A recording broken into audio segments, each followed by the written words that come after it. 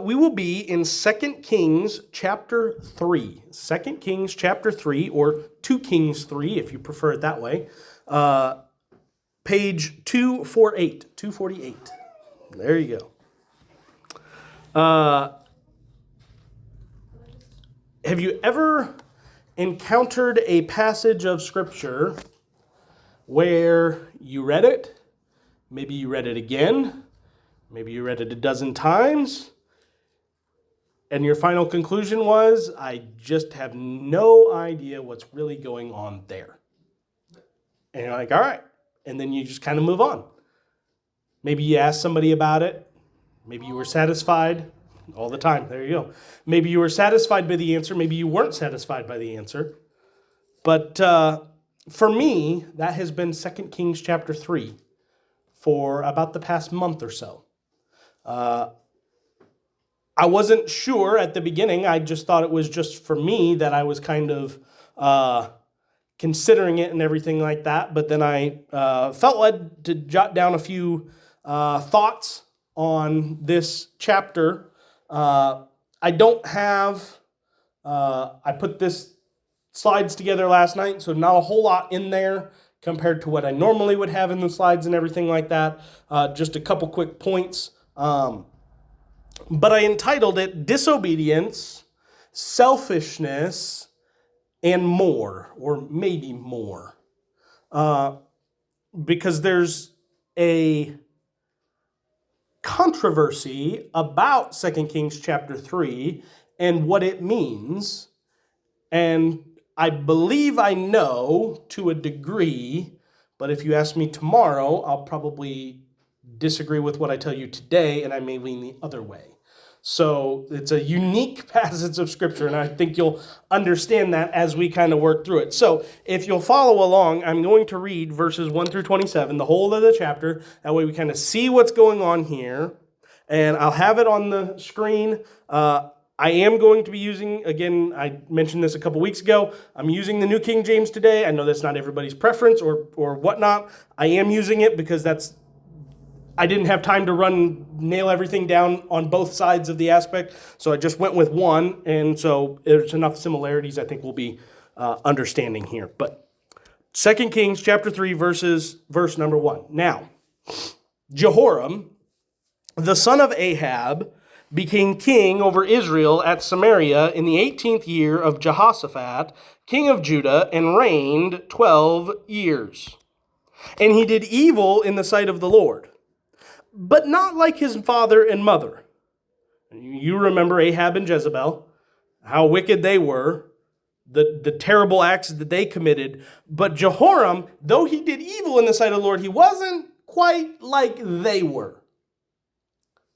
Why? Well, he put away the sacred pillar of Baal that his father had made.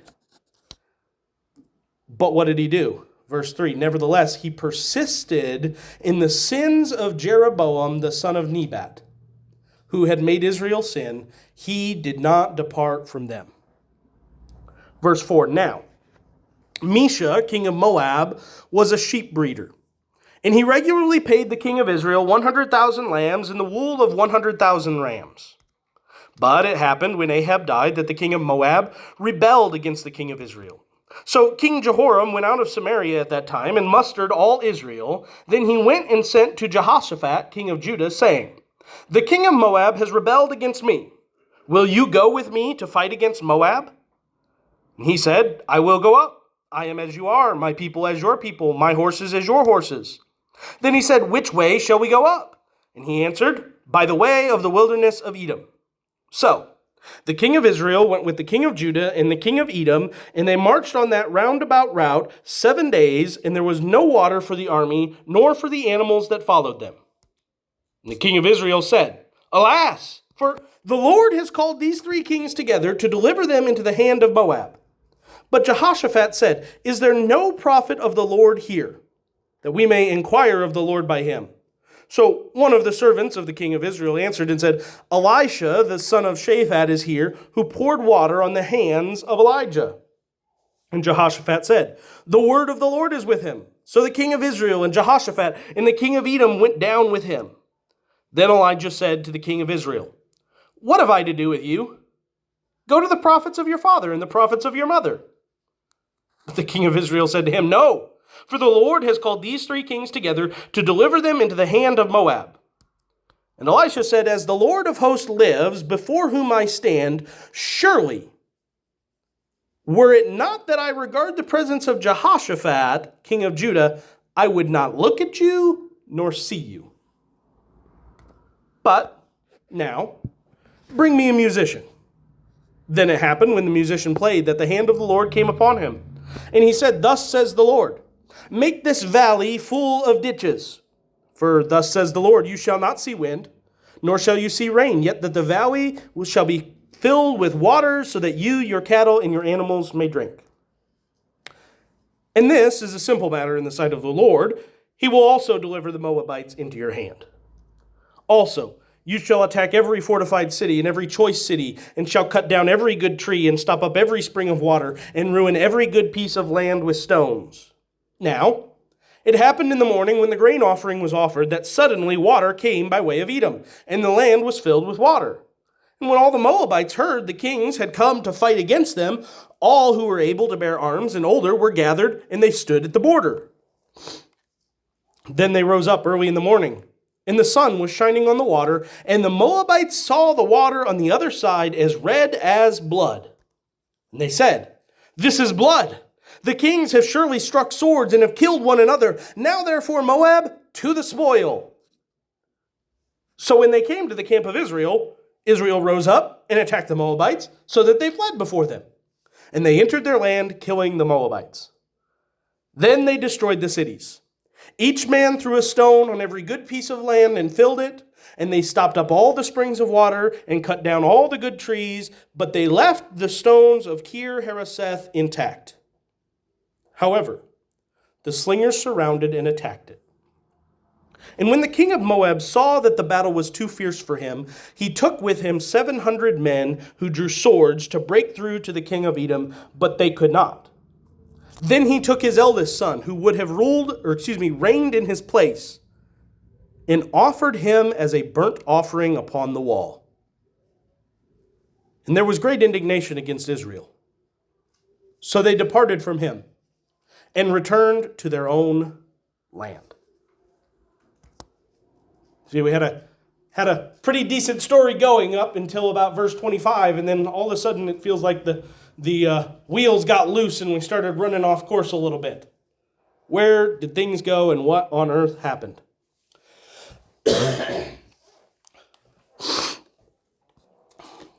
From verses 1 through 3, I'd like you to consider this thought: new king, old sins. New king, old sins. Jehoram, son of Ahab and Jezebel, takes the throne of the northern kingdom of Israel. Remember, at this point in time, Israel has divided. The 10 northern tribes, the 10 tribes have gone. They're called the northern kingdom of Israel. The southern kingdom would be called the kingdom of Judah, and that those tribes were there, the 2 tribes.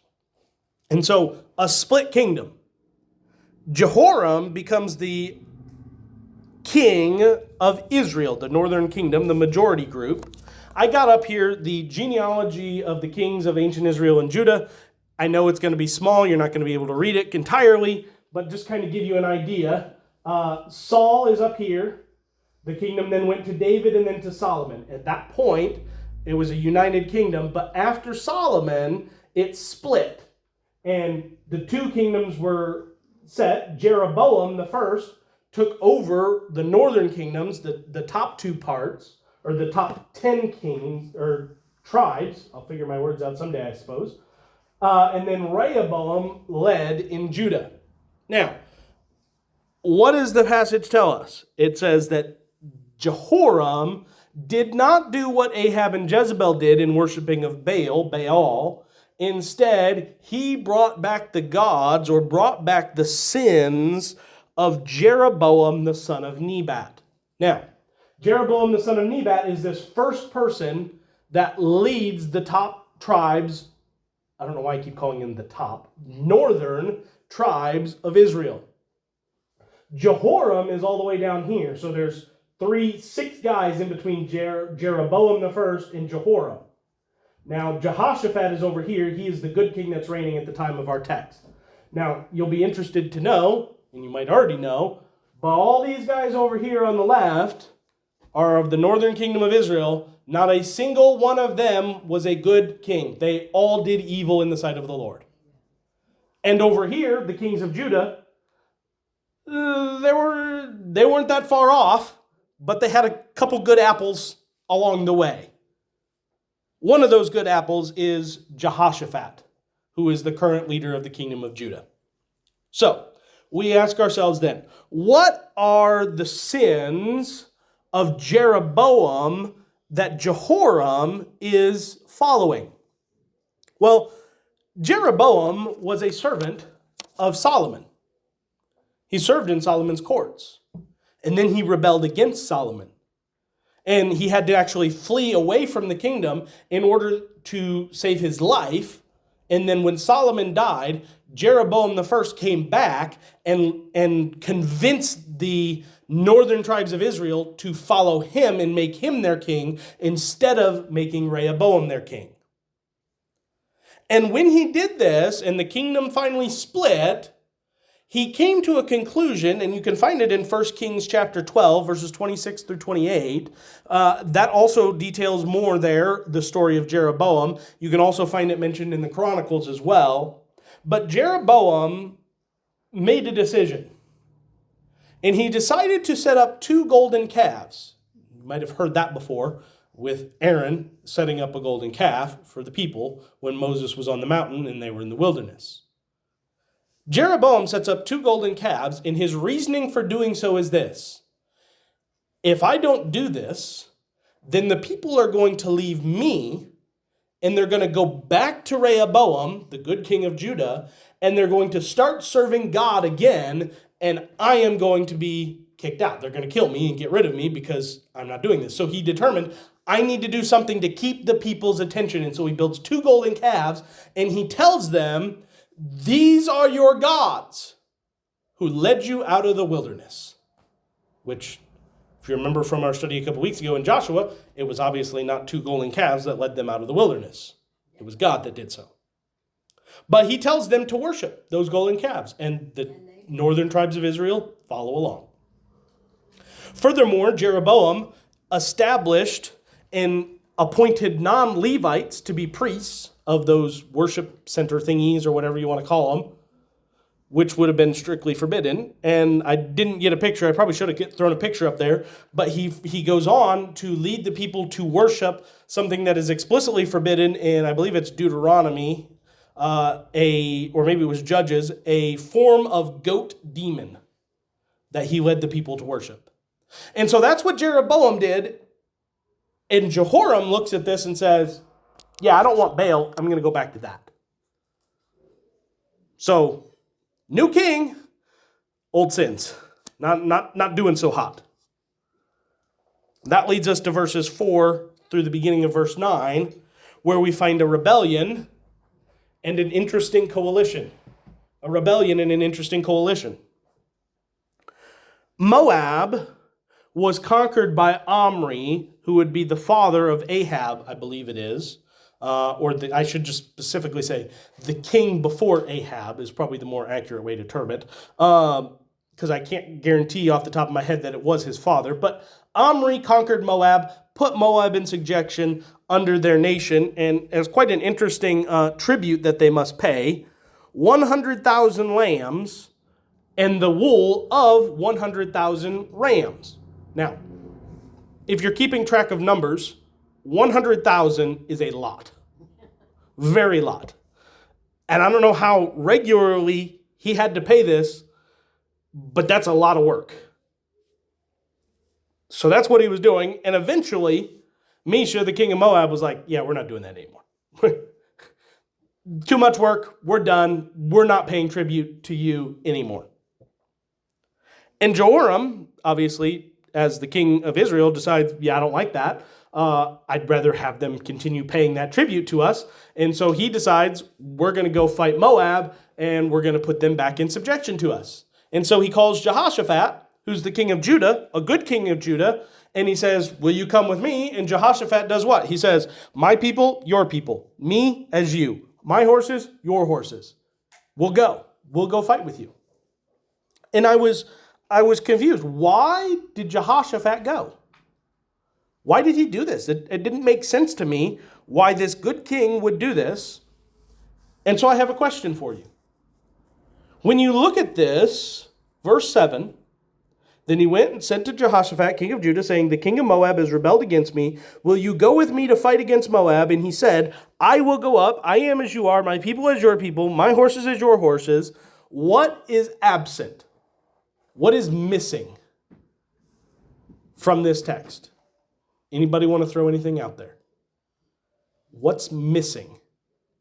The Lord to guide them. Exactly. They never sought God.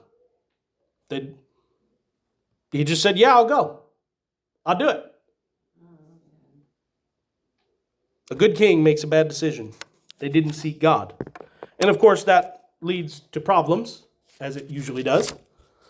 And thus we find very quickly, in the rest of verse 9 down through verse 15, we find wilderness trouble. Surprise, surprise. I wrote in my notes right here beside wilderness trouble. Duh. Yeah, I could have told you that was coming. 7 days they go into the wilderness of Edom. And of course they pick up the king of Edom along the way. Just kind of the text just kind of shows that there. And after 7 days, what do they find absent in the wilderness? Water.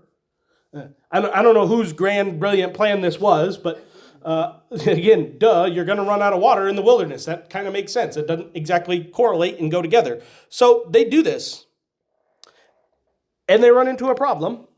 But then I'd like you to consider three reactions to this. The first reaction is that of Jehoram in verse 10. He says, alas, for the Lord has called these three kings together to deliver them into the hand of Moab. His first thought when he realizes this is, oh, God sent us out here to die, basically. God is going to lead us to Moab, and our armies are going to be enslaved by Moab. The whole thing's going to be reversed now. This is what God is doing. I don't believe, however, that God had done that. God did not bring them out there to deliver them over to Moab. I don't think God summoned them to do any of this, to be honest. Doesn't seem as though that's the case.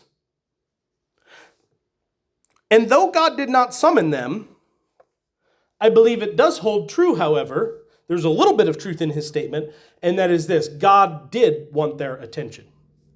God did want their attention. Sometimes God interrupts our plans in order to remind us to seek him. Sometimes God interrupts our plans to remind us to seek him, because doesn't that happen all the time? We get going, we make grand plans, we get happy down the road, and we're flying along, and everything's going great, and then all of a sudden there's a problem, and all of a sudden we realize, oh, wait, I forgot something. Forgot to seek God. Maybe I should do that. And so God does have a way of causing problems along the way. I don't believe he intended to turn them over to Moab, as we'll see here in a moment. But Jehoshaphat, his response is this. It's not, oh no, we're going to die. It's more, we should probably seek God. So he kind of gets it. Jehoshaphat gets it. He's like, we need to find the prophet of God. The good king is like, yeah, we should probably do this. And so they call for Elisha. And at the end of verse 11, it says, Elisha was the one who poured water on the hands of Elijah. Simply meaning this: he was the servant of Elijah. Elisha was the servant of Elijah. And upon Elisha's carrying away into heaven, Elisha asked God to give him a double portion of Elijah's mantle, in which God answers. I found out an interesting detail a few weeks back that did you know that the most miracles done in the Bible are done by Jesus? Do you know who did the second most number of miracles? Elisha. And if you read and find the number of miracles done by Elijah that are recorded in the Bible, and go figure out how many miracles are done by Elisha, Elisha did double the amount of miracles that Elijah did. Asked God for a double portion of his mantle, and God provided that. Interesting facts. Anyway, the third reaction I want you to consider is this, that of Elisha's. It's very funny. They go down to Elisha, and Elisha looks at the king of Judah, Jehoram, or king of Israel, Jehoram, and says, what are you doing here? Why are you here? Why don't you go ask your mom and dad's prophets to, clue something? I mean, you don't honor my God. You don't serve my God. You've intentionally led the people of Israel away from God, and now you're here on my doorstep seeking my advice. Why do you want my advice? I don't want anything to do with you. You go ask those gods of yours what they can do for you. But because I respect Jehoshaphat, I will help you. And he does so. And interestingly, Elisha calls for a musician. The musician comes and plays, and then the hand of the Lord comes upon Elisha, and he prophesies or speaks for the Lord. And when he does this, I thought of an interesting question. What is the role of music in seeking God's hand or God's will? Now, I want to be careful. We don't want to make a law where there is no law, but it seems to indicate to a degree that music can be helpful in seeking the Lord's advice, the Lord's will, and understanding what the Lord wants to do. I know as Baptists, we tend to be cautious of maybe some more modern music and stuff, and maybe some of the ways people sing and everything like that. And so we kind of hold it at arm's length, and we're like, I don't know about that. But I don't think we should get too far over here where we say that's absolutely wrong and not correct. So I do think it would definitely lead us to ponder this thought about what music's role is in seeking the hand of the Lord. Now, in verses 16 through 20, we find Yahweh's answer. And his answer is pretty simple, actually.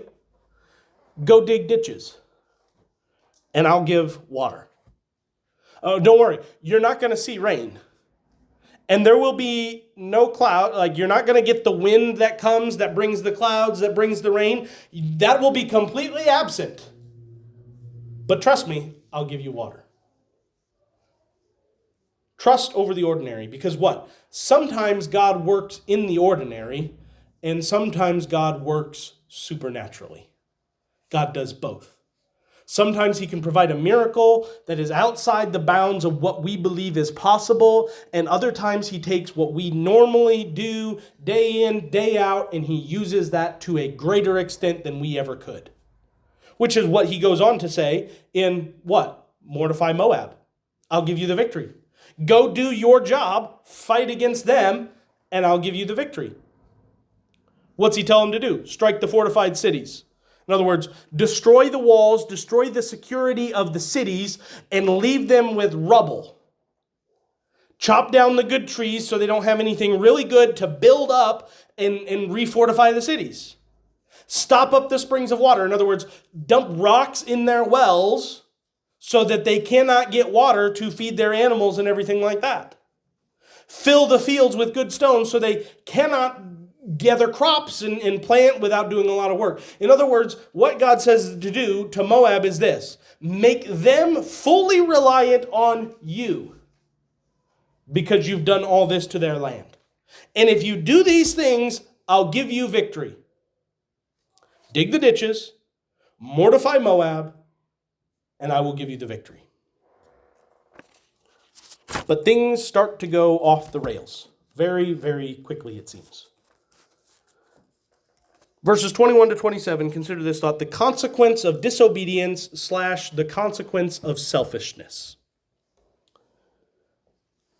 What do? They dig the ditches. God provides the water.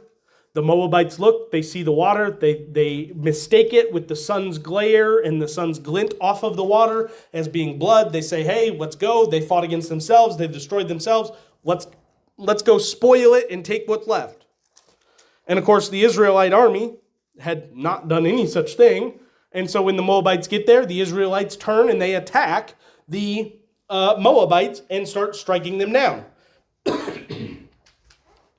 Now, I do want to make a note because you might be like me and you may have noticed something along the way here. When it comes to verse 24, the wording changes a bit in that it's no longer the king of Israel, the king of Judah, the king of Edom. It becomes simply the camp of Israel or the Israelites as a whole. Now, at first I thought maybe they're saying something about how Judah and Edom have left here, but that is not the case. In fact, it happens elsewhere where those terms are finally combined into just one. And so he combines them into one, the author does, for whatever reason, but it's nothing nefarious here or anything. I do want to note that over the course of verses 24 and 25, a considerable amount of time passes.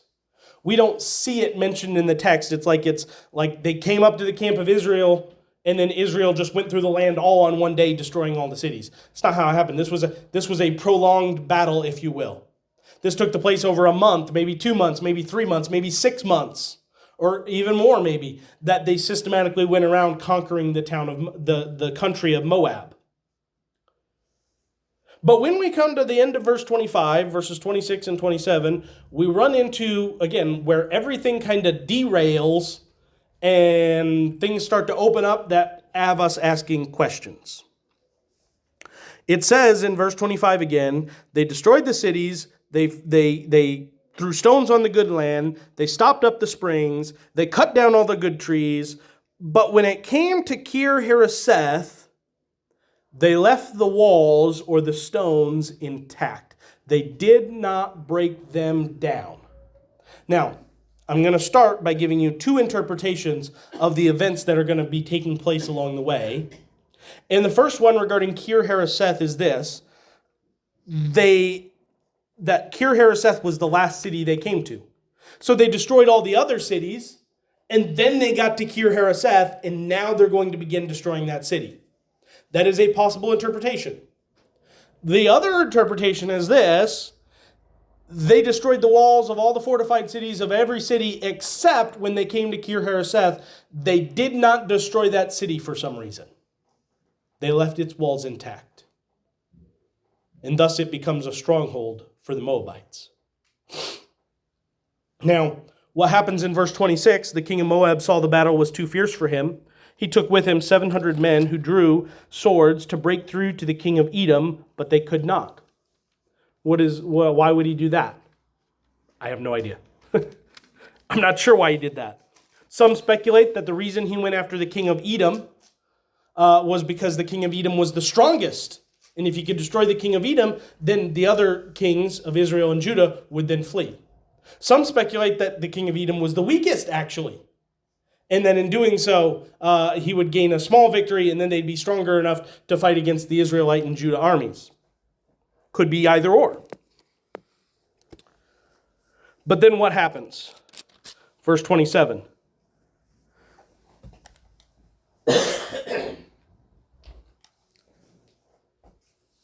It says in verse 27, then he took his eldest son, then he, being the king of Moab, took his eldest son, who would have reigned in his place, and offered him as a burnt offering upon the wall, and there was great indignation against Israel. So we'll pause there for a moment. Who did he sacrifice on the wall? His son. But there's actually two schools of thoughts on this, and that is, in verse 26, he tried to break through to the king of Edom, but he could not, and instead he captured the king of Edom's son and sacrificed the king of Edom's son on the wall which should not have been standing in the first place, I'll note. That's one school of thought. The other school of thought is that he took his own son and sacrificed his own son on the wall. Now, that is the most likely of the two, is he sacrificed his own son. But then we come to another thought. There was great indignation against Israel. The King James says it this way. There was great wrath upon Israel. And now this has been taken to mean possibly three different things. I know, I told you it gets out of hand really, really quick as these three verses. So the first thought is, this is God's anger. God's wrath is on Israel. I don't think that's very likely. Because when we run into God's wrath within the scriptures, it's generally pretty clear that it's God's wrath and not someone else's wrath. Here it's simply just indignation or wrath with no qualifier as to whose it is. And therefore it would be very strange to plant that on God when it doesn't seem to be that. The second option is this. The great wrath upon Israel was more of the Israelite armies, the whole of their armies became enraged at seeing the king of Moab sacrifice his son on the wall, almost to the point where they're like, I can't believe we've led him to this of all things. And so they become enraged and they simply give up and say, no, we're going to leave now. The third option is this. The great indignation against Israel, the great wrath upon Israel, was that of the Moabites. Having seen their king sacrifice his son on the wall, they are enraged and they begin to push against the Israelite armies and they push them back and get them to flee. There is a stone called the Moabite stone that they discovered a while back. And on that stone, the king of Moab wrote about all his conquests and battles. And he notes on that stone about this battle. And how when he offered his son up to his god Chemosh, that he credits his god Chemosh with giving them the victory over Israel. So it's an interesting possibilities. But then the chapter ends and it never returns again. And we really aren't 100% sure. Don't you hate it when you get to the end of the passage and it's like, all right, so what? Which is it? Wait for another book. Wait for the next book, yeah. I don't know that one's coming, unfortunately. For a while, anyway. I'd like to give you a couple thoughts. I know we're at 12:30, so I'll try and be quick here. A couple thoughts. The first thought on disobedience. I believe disobedience makes the clearest understanding of this passage in that God promised them victory. And either we say God lost to Chemosh, the god of Moab, and thus he's a liar, or the Israelite armies did not accomplish and did not obey God's instructions such that they would get the blessing God promised. And so I believe the best response is this. They did not destroy the walls of Kir Hareseth. That's another biblical city name, Kirjath Hareseth. They all blend together at some point in time, I think. They did not destroy the walls of Kir Hareseth like God said to do. I don't know why they didn't do it, but they didn't do it. And thus God could not fulfill God chose not to fulfill the promise he made to them because of their disobedience. Now, regarding human sacrifice, we understand that the other gods, Chemosh, other gods like them, are not truly real people. They're figments of people's imagination, maybe inspired by other people or real people that existed, fables that had gone on or whatever, all these things. But those propping up those religious systems nearly unilaterally all accepted and would inspire their people to sacrifice their children to them, to literally kill their children. Yet when we come to the God of the Bible, Yahweh, he unilaterally and unequivocally makes it very clear to us, he, under no circumstances, will accept a human sacrifice. He does not do it. And to make that perfectly clear, he began with Abraham and Isaac. He said to Abraham, just like all the other gods, that this was going to signify the difference between the two. He said, Abraham, take Isaac and sacrifice your son, which is what all the other gods would have done. And they would have been perfectly happy with it. But when it came time to do it, what happened? God stopped Abraham and said, no, I don't do that. Here's a substitute. And what does God do all the way through the scriptures from there on out?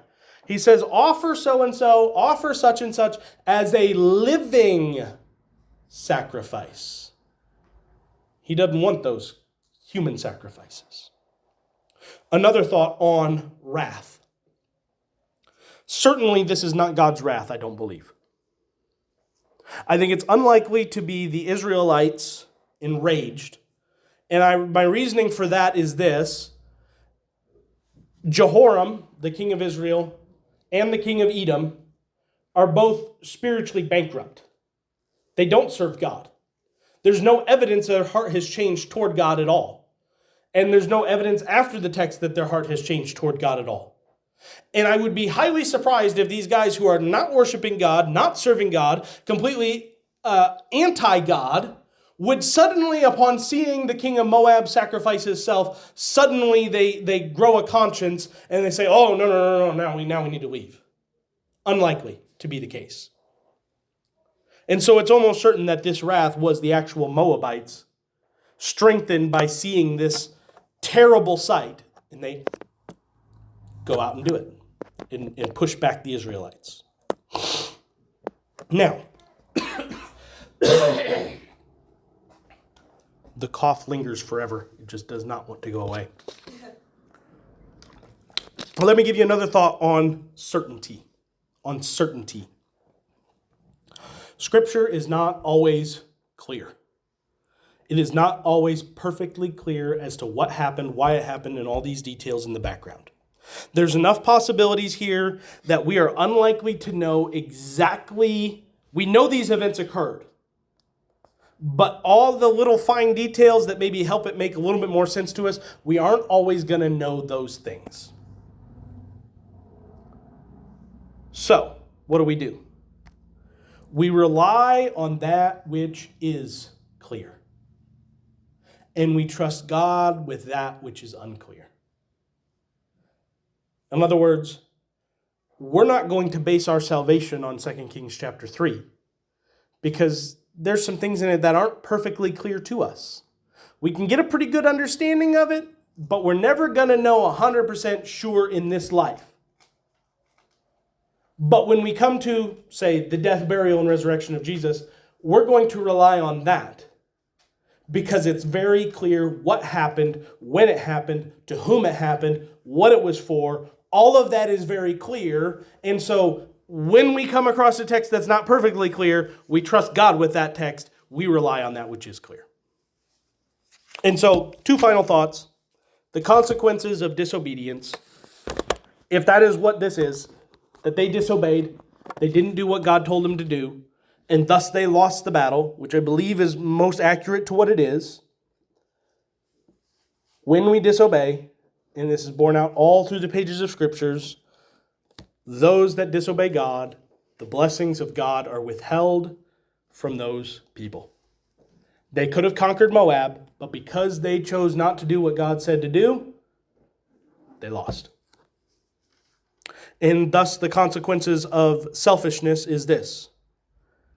Regarding the king of Moab, the terror of a godless society is that anything is acceptable so long as I win. If it requires me to sacrifice my child, that I win, I'll do it.